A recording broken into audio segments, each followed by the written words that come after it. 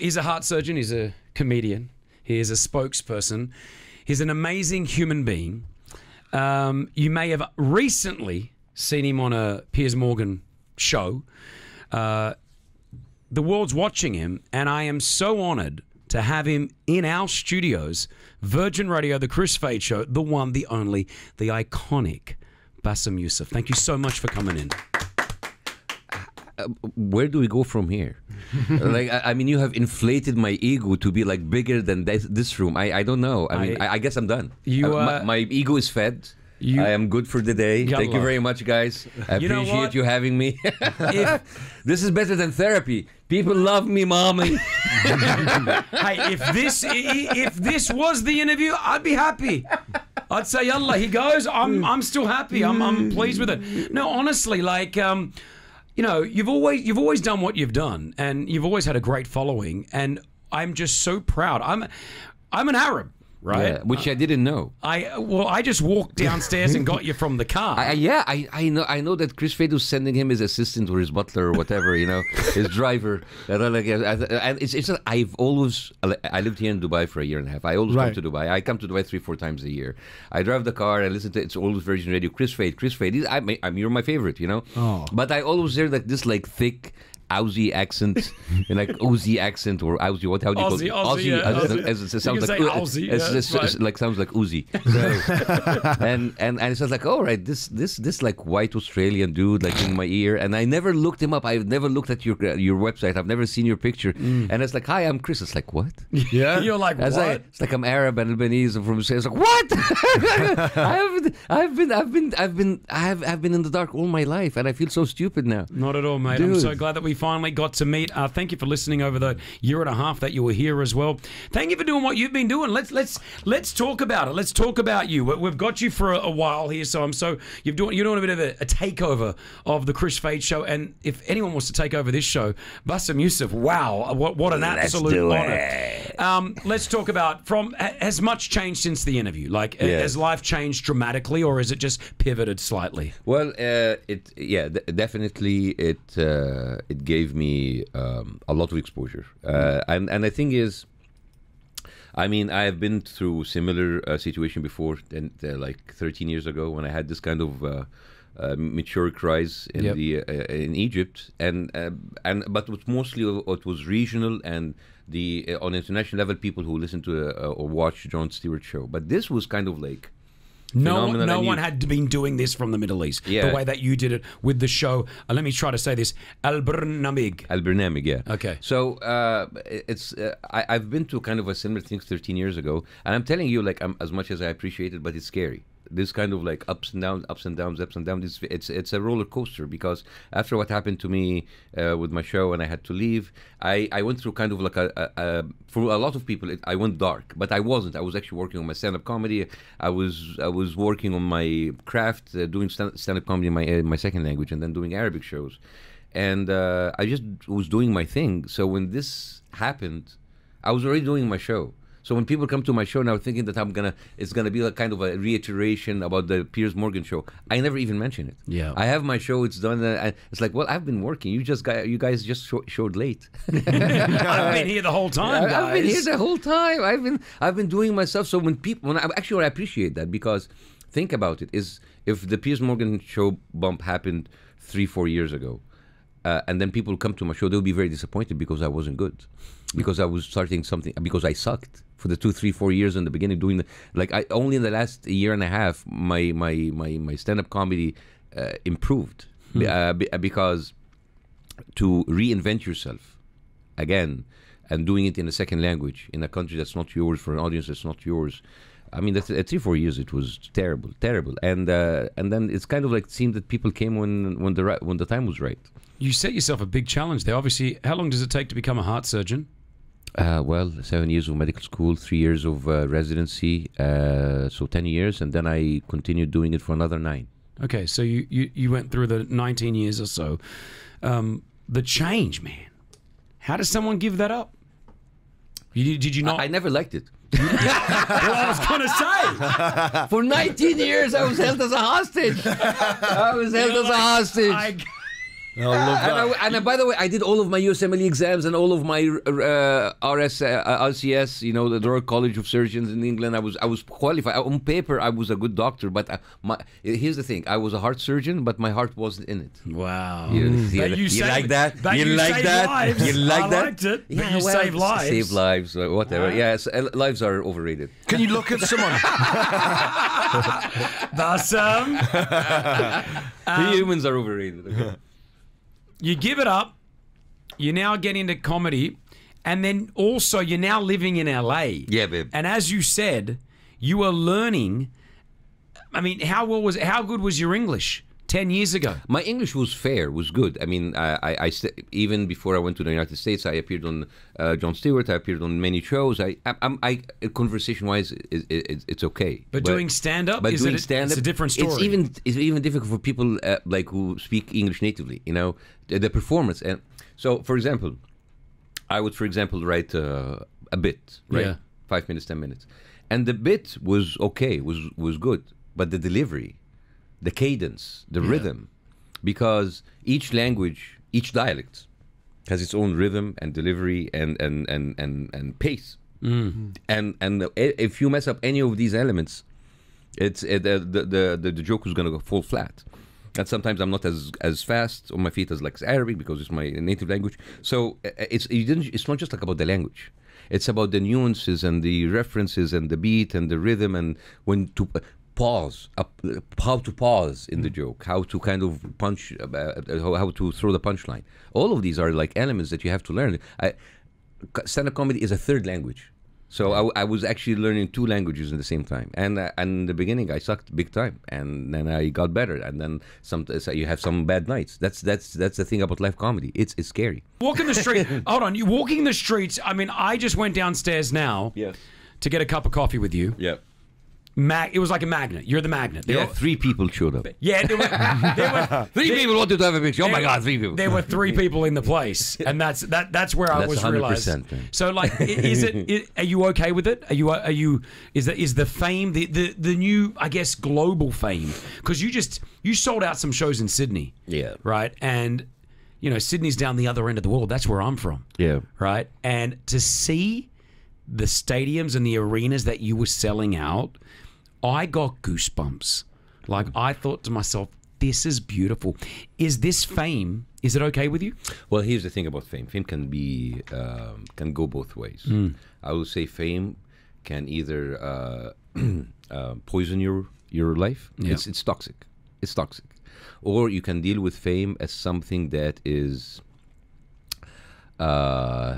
temporary and that does not define you. So when I had like my initial fame 13 years ago, I would be very I was kind of be surprised why people come and take pictures of me. This is not normal. This kind of infatuation and love, this is not normal. Sure. And for some reason I had to kind of play it along because okay, if that makes them happy, I will do it. But like in deep inside, it's like I do not feel I deserve that. And when I was 13 years ago, when I was on top of the fame, I always thought it's like when this will end, because this is not normal. That is not normal. That is this infatuation, these people taking people. That's not normal. Now it's happening again in even like a bigger scale. So now I'm kind of like I went through that again, but again I know the whole thing. It's toxic. It's nothing stays forever, and I'm wondering when this will end.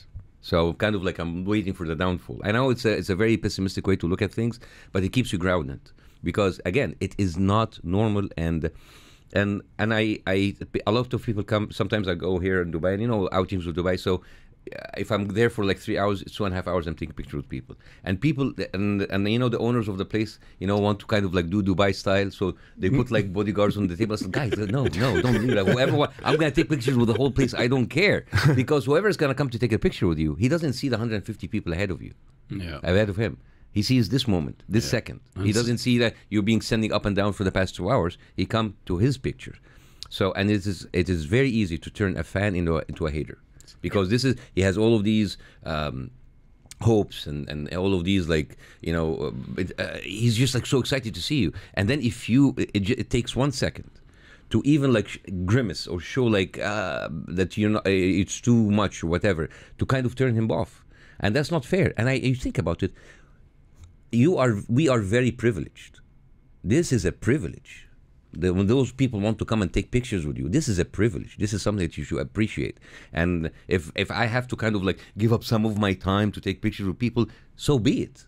I mean, how many people can say they have this kind of life? Even if it was like disturbing or distracting or not, that's fine. I mean, if that makes them happy, let's do it. But like deep inside, this is not normal. This is not normal. When is it gonna last? It's gonna last, But having that perspective on life, I think, is so important to understand that it can stop at any moment. Oh yeah, we've been doing and flip, and flip and go the other way because you know what? Here's the thing: human emotions are the most valuable, precious, and volatile commodity. I always say this everywhere. I said, like, you go to the doctor because you need them. You go to a plumber because you need them. But you go to you buy a jersey, a basketball jersey, like $70 for LeBron James. You don't need that, but you want it. You go to a comedy show. You want to go to a concert. You want it. You would pay as much little money for water or food because you need it, but like for some illegal stuff, you would pay everything because you want it. Sure. So the want is much more. It's kind of like it's people would do anything for something that they want, but the thing is, with that kind of love and kind of like want, it can flip any moment. So that kind of emotion can flip. So you love a football player, Mo Salah, we love you. He misses a penalty kick. Oh, you son of a! It's a moment, it's a flip. So all of these like emotions and volatile can turn into a second, into the opposite side, and love could turn into, like, extreme love can turn to extreme hate. Does it give you anxiety? Oh, all the time. Yeah, every time. Like every time you go up and you say, all right, this is it. If I mess this up, my career's over. If this is a bad show, I'm done. You always feel that you're because this is kind of like feeling of undeserving the whole time, that you don't deserve to be there. Because I've been a doctor all of my life. I've never trained. I didn't go to school to that. I didn't put that much time into it like other people. And I say, like, why do I get this? Why am I in that position? That doesn't add up. When you did, I know, imposter syndrome, big time. I know, imposter syndrome. Imposter syndrome, like on steroids. Yes. Exactly. well, I hope as you walk the streets and people understand and people come up to you and they take photos, that you have made a huge difference, especially in the last few months for many. You were a voice, and I hate that. Well, mate, you were. You can hate it. You can hate it all you want. But you can hate it all you want. But it's the pressure. It's the expectation. But you're an educator. You're an educator as well for people. That's that. Because again, that I felt that I said people told me this again before in Egypt. Oh, you're a voice. And at a certain point, you can't, because for safety and whatever. And then suddenly you are a voice turned into you're a coward. You're a sellout, because you cannot maintain that.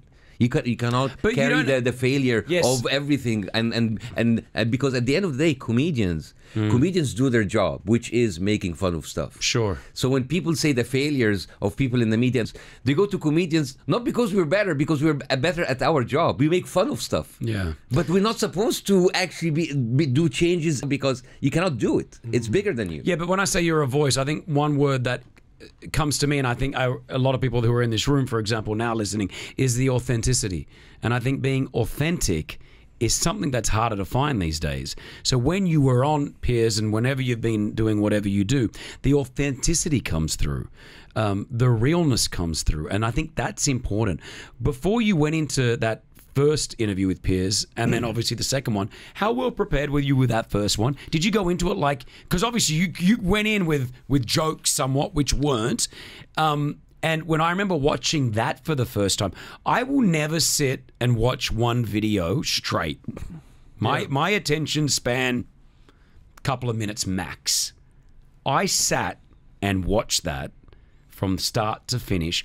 I sent that to so many people that I knew. Did you go in that well prepared, or did you think, let's just see what I come out with? I prepared. You prepared. I'm a nerd. I'm a doctor, dude. Yeah. I prepare everything. I cannot take a chance. I cannot take a chance, especially if you're doing it English in your second language. I can't take it. I went in with, and the stakes were too high. I can go in and lose my career, and I can go in, mess it up and all of the Arabs will hate me. Either it was a lose-lose situation. You cannot. So I went in. I said, like, if I'm gonna go in, I'm have to go in with a big bang. I'm have to go make a big splash. So I prepared it. I prepared the jokes. I prepared all of the zingers. I did. It was not spontaneous, and I admit that. But I wanted to do that in order to make a huge splash, in order to force him to sit with me on face to face, because the second interview was actually my goal. I know that the first interview went more viral. I mean, but both of them were. I mean, one of them is like 11 million, and another 22 million. But the second interview for me is more important because I needed to sit down and explain. The second one was meant to be educational. So Which it was. Yeah, I wanted to do that. So the first one I went in and it's like.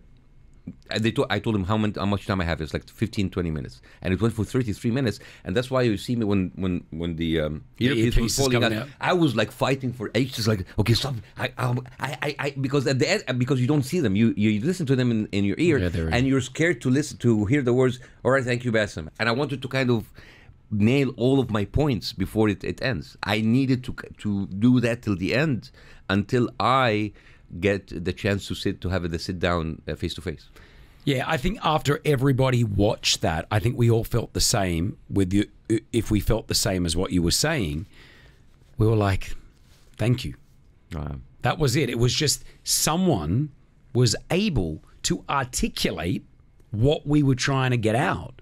And I think that was a really big, huge moment in the world. Like, for many of us, many of my mates in Australia that weren't understanding sort of what's going on, and many of my friends in England or America. So again, I think I just want to say thank you. Well, thank you, man. I mean, what I wanted to do with this is that the people in the West, they see us as angry Arab men. They're just like there's no reason for me to listen to them. So I went in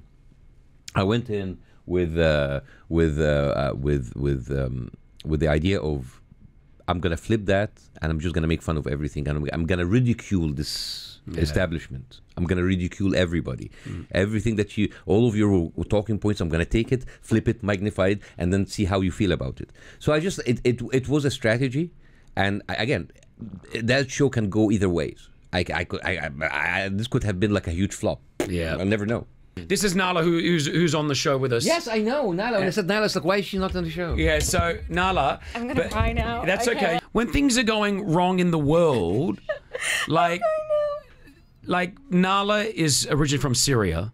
Both Basma and Nala, who work on the show, they're in tears. They're crying every morning. We're doing an entertaining show, but they're feeling it because it's PTSD. It's traumatic. It's going back to what they grew up with. Is that right, Nala? Is that why? Yeah. It's just, it's a lot of PTSD, I would say. And it's also the fact that like us Arabs never have a voice. And if we have a voice, we're looked at in a different way, in a negative way. So to see someone to come out of it and actually people start going like, oh, like you guys are funny, you guys are intelligent, you guys and stuff. So seeing someone talk about that, it just triggers. It's okay, Nala. It's okay, Nala. Get it out, baby. Yeah. Get it out. Get it out. Cry it out. Cry it out. That's enough crying for me. I should have I should be paid more for for a side job as a shrink. This is therapy, mate. This is therapy. This is therapy. Yeah. Okay. Sorry. Okay. But Wait, Nala. Tell me about your childhood. Childhood? Yeah. Mine was great. Like I lived in. No, not traumatic enough. Next. We need. All right. No, tell me about your first heartbreak, baby. you say it was great because you compare it to obviously people around you that have experienced it worse, right? Yeah. I grew up in Sydney in Australia. I had a great upbringing, right? Yeah. So let's go back to that question. How was your upbringing? And let's talk about obviously the part where you had to leave. Yeah, we had a great life. We were enjoying it, but unfortunately, because of the war that happened, we lived there for 2 years, which is the reason I have so much PTSD. And that's the moment where I realized that us Arabs are hated, because we lived in a bubble where we didn't see that. Until that exploded, I started realizing people's point of view, how they see us, how they perceive us. So after I left, it was just such a struggle with it. And like when I know people are going through that as well, and we finally get a voice where people actually listen to, like I know you don't like being the voice, quote unquote, and it's not technically like, it's just people listened.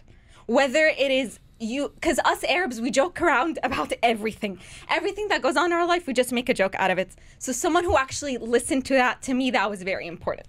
Well, I appreciate that يا نالا والله وخلاص بقى enough crying بقى enough crying بقى خلاص يا نالا بقى and you're wearing like a necklace called عشق يا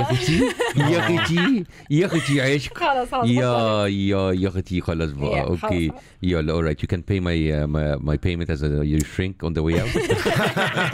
These are services that I also provide. But it's I mean but Bassem, that's what it was about. I mean obviously you know it really hit home for so many people, and I think that was the most important thing there, that it just went from being an Arab thing to a global thing. Yeah. And we appreciate you being here, man. And you know the likes of Nala and Basma, who you know we work with every single day. We see it firsthand. My parents grew up in Lebanon. They had to leave, migrate during the war because of what happened. They went to Sydney. They left. So you went to Sydney. Did you grow up in Greenacre? Very. The people tell me Greenacre. I was like, what does that mean? And then I see also it's like Green Acre. Why do you have Greenacre? And this is the thing about Australian accent. I went there. I was like, guys. I mean, I landed in the airport in Sydney, and I heard something that sounded like English, but it wasn't English. I mean, I feel that the Australian accent is like it sounds like a depressed koala bear going through labor. I mean, it's like it is terrible. Very nasally. And the Arabs there are so like. I mean, you meet Arabs in America, you meet Arabs in Europe, right? But the Arabs in Australia have the thickest Australian accent. Like people, they talk like this. I like, hey, like my name is Abdullah. What? The name doesn't go with the sound. That's why for 8 years I heard Chris. I never thought he's brown. I was like, he is like a white Australian douchebag. Yeah. And I said like, and then I met him today. I was like, why is Chris Fade sending me his driver? And I was like, why is this driver doing the show? I never thought you were an Arab. Well, I'm an Arab. I'm an Arab. Yeah, with that accent, you're not. I would bring it down. Bring it down. Sounded a little bit. I met him. I told him, listen, I went to every show that I opened in Sydney. I said like, I went to Greenacre. So everybody went, yeah. And I said like, I went there. And when you went to Greenacre, people was like, it's the Lebanese Quarter. So when you hear Lebanese quarters, you said, all right, party people. I went there, not that kind of people. People told me, I told them like, where is Greenacre? It's like in Western Sydney. It's like, no, Habibi, this is Southern Lebanon. This is Southern Lebanon. I said like, I went there. I was like 15 mana-ish place, 25 man-usha, shawarma places, 500 hijabi places, and for some reason, acai. Acai is everywhere. I said, what is the whitest thing ever? It's like acai ever. It's like, why? You were very consistent, and you lost me at acai. And then every time, look, they call you like Lebos, and everybody there's a Habib. It's like a Habib. So like they come to my show and they all of these like big beards, and it's like oh Habib, and it's like, what do you do for work? It's like, oh, let me guess, construction. Okay, what do you construct? Let me guess, tunnels. Oh my gosh! He's worked us out. He's worked it out. People in Sydney were going crazy with the show. I want to let me bring it back here because I want to just talk about that. Growing up in Sydney for me. Yeah. The you met us Lebanese. Yeah, you met us. The Lebos. Because they're in Egypt called Jippos. Jippos. Yeah, Jippos and Lebos riding on hippos, walking around town like a couple of sickos. Yes. You've picked up very quickly. I did. That's what I do when I go to a new city. I said like I try to find like, okay, what is the nuances? How can I make fun of that? And people just love it because they feel seen. Yeah, it's so true. Like what you just hit home for me. Like I grew up with Egyptians as well. My friends Nagi, Murtavat were the parents, Mark, Andrew Saad. Yeah. I grew up around Egyptians and Lebos and Arabs. But being Lebanese in Australia wasn't a great thing. It's one of the reasons why I moved to Dubai. I was working on radio there. And as you said, I sound like a white Australian. Yeah. But then when they would see me, if I was to go for another job, I wouldn't get it. And it took me a while to realize, and some people think, oh no, you're looking way too hard into it. Australia's changed over the years, thankfully. This was 16 years ago. But I was getting blocked because of the Lebanese side of me, because we have got a stereotypical of being the drug dealers, the guys that you got to look out for, and we had it. So again, moving over here and now embracing what I have, and I had to change my name. My real name is Kristen George Fahad. I had to change it to Chris Fade on the radio to make it. But like, I mean, Fade is really like... I don't mind it now. I like the Fade. like it. It's like Chris Fade. Yeah. He just fades. He's there, and then he's not. And then I'm not. But like, my first radio name that the radio station gave me in Australia was Habib. Oh my God, you're called DJ Habib. DJ Habib. Street Kid Habib. Well, that's what they gave me. True story. And initially I embraced it all, but then I realized, hold on a second, I'm being the stereotypical Habib. That is you know so what I mean? funny. Oh my God. So to go back to what you have done over the last few months, you have, as Nala stated, you've brought it to the world. And I think that's a really, really beautiful thing. And so that's why we want to say thank you. Bassem Youssef, hanging out with us. Virgin Radio. Give him a round of applause. Yeah. I have been wanting to learn Arabic. Okay? I'm glad you love You mean Egyptian? just Arabic in general, right? Right. Arabic as an education, because I'm horrible. sorry, I'm horrible. I'm horrible at it. My mum tells me... First of all, you need to lose the rings. Why? It's out. Because What about this one? I don't know, man. You look like a drug dealer from Colombia. It's like this is I wanted to be... I know that this is the Cartel FM. That's his new nickname now. Escobar. Love it. I love it. I'll take the cartel part. I have been trying to speak Arabic with Basma and Nala, who they speak fluent Arabic. Over the year, I said to them, guys, just talk to me only in Arabic. أنا بفهم شوي عربي, but when I do speak it, my mum tells me to sit buzak. No. So what we want to do right now is this. Talk like an Egyptian. Talk like an Egyptian. Yalla basha. Like, why when you say talk like an Egyptian, suddenly it's always like as if like I'm a taxi driver or like a guy that like rents the camel at the talk like an Egyptian, give me bakshish. You know, there's some guy. What? I think like Arabs are the most racist against other Arabs. I love that. But what I've learned over the years is they asked me to host a TV show here many years ago, but it was in Arabic. And I said to them, I've got no Arabic in me. I can't do it. They said, come and audition. So I sat down, I did the audition. I said 3 words, and they said, that's it. I said, that's it. They gave me some Arabic classes to do. They said, khalas, try to learn it.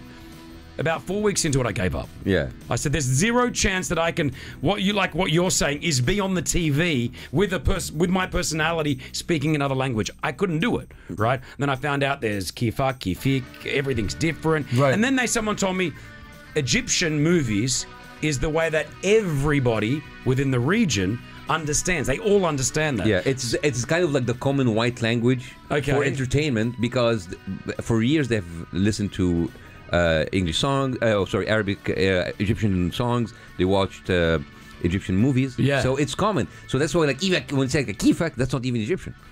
So how do you say it? Zayak.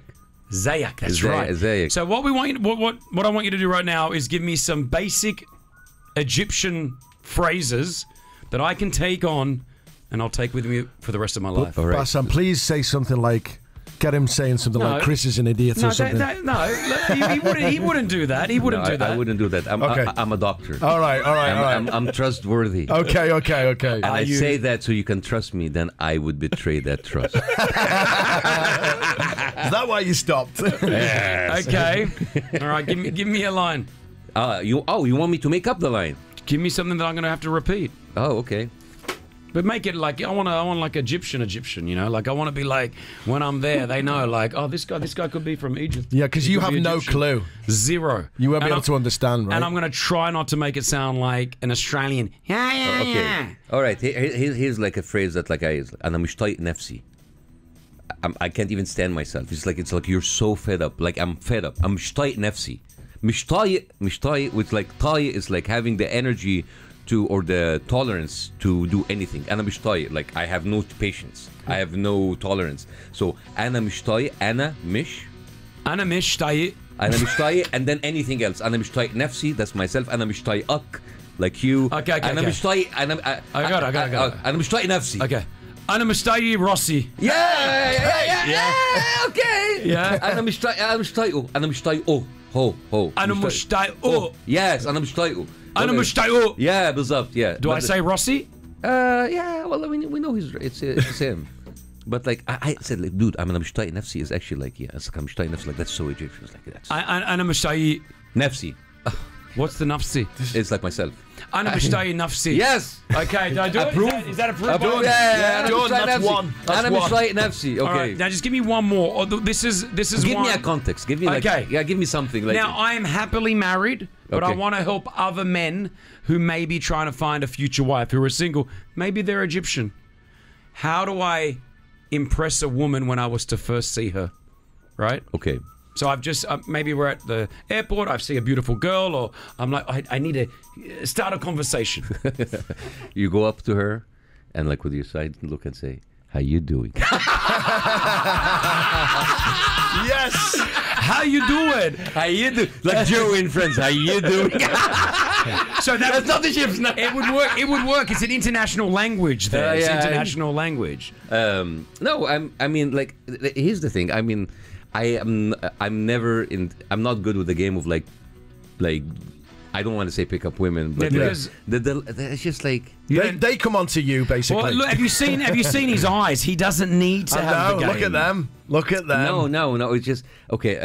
Let's have some help here. How can you impress a woman? So you know what you say? It's like, hello, hi, and it's me, Chris Fade. Ana ismi Chris Fade. So Ana ismi that's in Egyptian. That's the same. Ana ismi. Ana ismi. So Ana ismi Chris Fade. Ana ismi Chris Fade. And Ana behibbak. أنا بحب you say that for a woman like first time she's gonna walk away. She's gonna report you. What does it mean? بحبك? Come on, dude. You've been here and you don't even know أنا بحبك. Only since 2008. He's British. They don't. 2008 and you don't know أنا بحبك. Yeah. Bassem. What have you been living in a bubble in Namus? What is this? Is it a chicken shop from Saudi Arabia? That's about Al-Bek. Oh, sorry. Okay, I'm getting mixed up. Okay. I'll tell you. Like it's okay. It's a very cheesy pickup line, and it's actually like a line in a movie. Okay. And you tell her, عينيكي فيها حزن كبير. Oh my gosh. أو عينيكي فيها حزن كتير. عينيكي فيها حزن. No, عينيكي فيها حزن, which means like your eyes is full of sadness. عينيكي فيها. Okay. عينيكي فيها. No, not say e. عينيكي فيها حزن. بس. عينيكي فيز. Oh my God, he's awful. He's so bad. I cannot. Let's just say I cannot speak like an Egyptian. Yeah. Talk like an Egyptian. Yalla basha. Locally, I know that you're doing a lot internationally. Anything coming up in the next few months? So I've been touring for the past month. I did Australia, and then after Australia, I did Bahrain in Arabic, Abu Dhabi in Arabic, and I actually might come back in May on a double bill with Maz Jobrani to do a couple of arenas around the Gulf, like around the Gulf area. That'd be beautiful. You two together would be magic. And on April, I'm doing like a European tour, and we just announced I'm gonna be 6th of April in London. Wow, Nice. look at you, That's in man. English, yeah. What's this stuff about COP28? Were you a speaker? Oh yeah. So I hosted like the philanthropy dinner for 700 CEOs, and I was supposed to MC it, and I kind of turned it into like a Ricky Gervais Golden Globe roast. I roasted everybody, like it's like this is amazing, bringing all of these 700 CEOs. I wondered how big is the footprint? That's not a footprint. That's a foot kick. We're kicking the planet in the balls. And will they invite you back? Oh, they loved it. They loved it because when I roast people, I roast it in good faith. I make them in on the joke. I don't just like make people like feel bad. And then they they invited me to speak for the general public in Green Zone. I said it, so I went there. There was like 800 people, and basically I've opened my speeches like, "Hi everybody. I mean, I'm here. I don't know why I'm here. I'm speaking to COP28. There's like 1 million people who are more qualified than me to take the stage and talk about the climate in COP28. But let's face it." The only reason I'm here is that I'm trending. I'm just like the hottest piece of ass out there, and there's absolutely no value of bringing me here other than bring people. So I'm fully aware that I'm just full of shit. Stop that, Bassem. You are not. You are wanted, and we love you. Again, thank you for hanging out with us. He's an unbelievable human. What you may have seen on the YouTubes or social media, what you have seen in real life is what we've witnessed in real life here with you has been tremendous. And the way that I want to close this out right now, and we've touched about it throughout the interview, but there is a piece of audio that you put out in the last few days, in the last 24 hours. And I just want to play this audio for everybody right now. It was filmed, most of this, and from in Sydney, the footage, in Australia. This was between Sydney, Brisbane, and Melbourne. And I'm just going to give some context for this. Is that I was supposed to go there for only 2 shows. In one show in Sydney, 1,500 people, and one show in Melbourne, 800 seats. And after the second Piers Morgan show, after the first Piers Morgan show, the theater in Melbourne cancelled on me because it was government owned, and they didn't like to be involved in politics. Oh wow! So they went on another another theater in Melbourne. Instead of 800, 2,700 seats. Sold out quickly. Sold out twice. Yeah. Went to Brisbane, added Brisbane, sold out twice. Sold Sydney 4 times and added the Opera House, and then we sold the Opera House in 5 days. The capacity of the Opera House is 1,900 seats. They added extra seats, became 2,200 people. And so in my last show in Melbourne, I was speaking about how important it is that as Arabs to be seen as humans, and that the numbers that they come out in the streets and come out in those seats mean something, not just like numbers being killed on television. And I think this is the whole thing about the soft power that I advocated. I mean, it's not about like going on television shows and shouting and just pick up fights. People need to understand our weight as Arabs. You know, Arabs, and you've seen like they many of them are not involved. They don't go out, and people always, we have never seen that many Arabs. We didn't know that many of you exist. And not just like many of you exist, like not like the same way that they treated you in Sydney, you know, but when they see you as a purchasing power, the perception changes. They respect, and they want to make sure that they don't cross you, because this is what they understand: money, capitalism, right? Yeah. So as long as they see us as lesser, they're not gonna respect us or worry or even care about what we think as Arabs. But when they say, oh, they buy tickets, they fill our theaters, they give us money. Unfortunately, this is the way it is. You know, when it's the truth, yeah, it is the truth. So when I tell them, when you show up in numbers, in masses to support our artists, now they have to listen to us. Not that so these numbers now mean something, not just numbers of people being killed in the streets. That's it. So that is basically that was my message, and I was very, very proud actually, showing up and having all of these people coming to the show, because that was like a show of power, of force. Well, as proud as you are of them, I think they're times 10 proud of you. Unbelievable. Again, I'm grateful that you were a heart surgeon, but I'm so glad that you stopped. Oh, me too. I mean, like seriously, I think the decision of me stopping, just giving up medicine, I think I have saved so many lives. But hold on. You never know. Let me put it in a different way. Because I'm not a doctor anymore, many more patients are alive today. You see, that's a better punchline. I just edited it. Can you look at someone? Punchline. What? Can you look at someone and see if they're going to die from heart problems? No, I can look at someone and I see that they die because they're. that type of comedy though, that you like, that line that you just fed to me then, now I understand when Piers was doing that first interview with you, It is. It's not uncomfortable, but it's like, how do I react to this? And I think that was brilliant, so smart, so witty. The way that you did that, I think that interview will be like, I believe it's a pivot point. I believe there's certain pivot points that happen in media across the world every year. That is one. That is a pillar that will always stand there. Bassem Youssef, thank you so much for joining us. Thank you for having me! Yeah! The Chris Fade Show, who's not actually Australian, who's not actually white, he's actually Lebanese. Virgin Radio.